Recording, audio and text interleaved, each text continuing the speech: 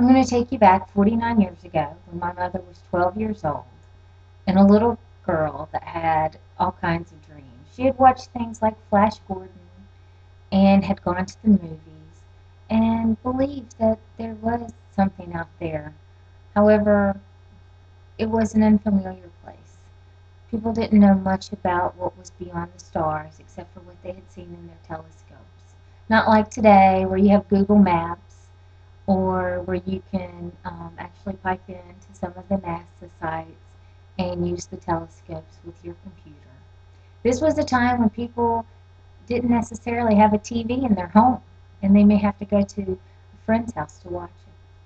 My mother was 12, and she remembers vividly when Alan Shepard actually left Earth and went up into space and came back down on May 5th, 1961.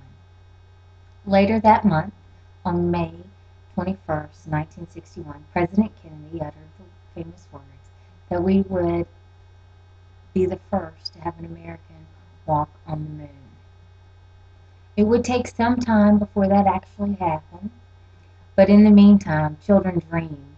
They dreamed about how we would live on the moon someday, how we would travel to and from distant planets, and how we would get there on these magical planes that could leave Earth's atmosphere.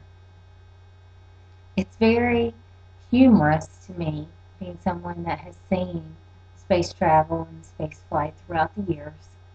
However, I can only imagine what it must have been like at 12 years old to dream, to wonder what's out there and what's to come. I can't imagine being clustered around a 12-inch screen television that was the size of a large piece of furniture to see a small, grainy, black and white image.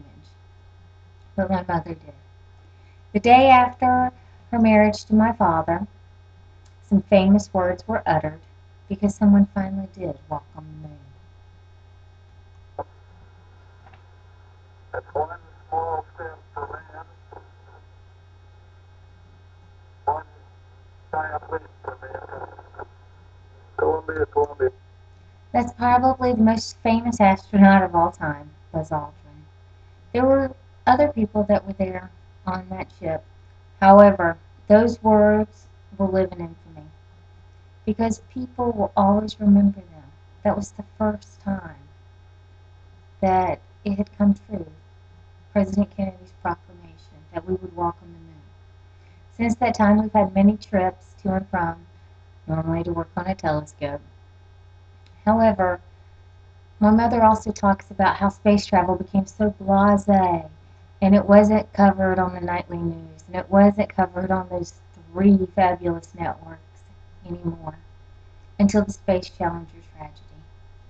That was a horrible time and a horrible event, but it did bring back the focus that was needed so that people could see the true space travel that was going on and the true breakthroughs that were happening.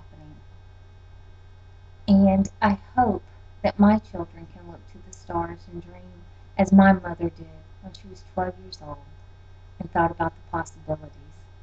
Maybe by the time my daughter's my age, we actually will be visiting the moon. We actually will be traveling in space trips more than just a few elite astronauts. Until that time, we can dream about it, think about it, and watch movies about it, and enjoy the fond memories that my mother has